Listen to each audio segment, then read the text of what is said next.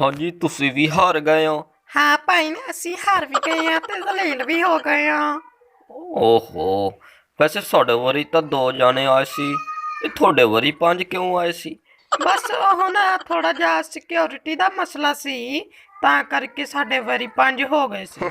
ਅੱਛਾ ਅੱਛਾ, ਇਹ ਦੋ ਤਾਂ ਸਾਨੂੰ ਓਹੋ ਤੇ ਦੋਵਾਂ ਨੇ ਸਾਨੂੰ ਤਾਂ ਭਾ ਵਕਤ ਦਿੱਤਾ ਸੀ। ਹਾਂ ਭਾਈ ਨੇ ਸਾਨੂੰ ਵੀ ਇਹ ਪੰਜਾਂ ਨੇ ਪਾ ਵਕਤ ਦਿੱਤਾ ਸੀ।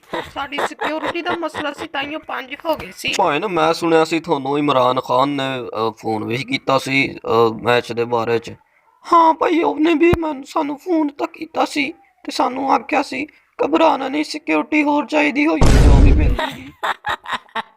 अच्छा, आप दोनों जो है दूसरे जिनके साथ पाकिस्तान खेलेंगे उसको क्या मैसेज देने चाहेंगे? ਅਸੀਂ ਤਾਂ ਇਹੀ ਪੈगाम ਦੇਣਾ ਚਾਹਾਂਗੇ ਜਿਹੜਾ ਵੀ ਆਊਗਾ ਥੋੜੀ ਜਿਹੀ ਤੇਲ ਤੂਲ ਦੀ ਮਾਲਿਸ਼ ਕਰਕੇ ਆਵੇ, ਕੱਛੇ ਕੁਛੇ ਪਾ ਕੇ। ਜੀ ਸਾਨੂੰ ਇਹੀ ਅਸੀਂ ਤਾਂ ਕਹਾਂਗੇ ਆਦੀ ਸਿਰ ਤੇਲ ਨਾਲ ਥੱਲੋਂ ਤੋਂ ਚੰਗੀ ਤਰ੍ਹਾਂ ਮਾਲਿਸ਼ ਕਰਕੇ ਆਵੇ, ਕਿਉਂਕਿ ਹੁਣ ਉਹਨਾਂ ਦੀ ਚੰਗੀ ਤਰ੍ਹਾਂ ਮਾਲਿਸ਼ ਹੀ ਹੋਦੀ ਹੈ। ਚਲੋ ਚੱਲੀਏ ਮੋਦੀ ਸਾਹਿਬ, ਤੁਹਾਡਾ ਤਾਂ ਮੈਨੂੰ ਲੱਗਦਾ ਅੱਜ ਤੀਸਰਾ ਮੁੱਕ ਗਿਆ, ਸਾਡਾ ਤਾਂ ਹਲੇ ਤੀਸਰਾ ਸ਼ਹਾਨਾ ਵਾ ਹਲੇ। ਚਲੋ ਚਲੋ ਚਲੋ।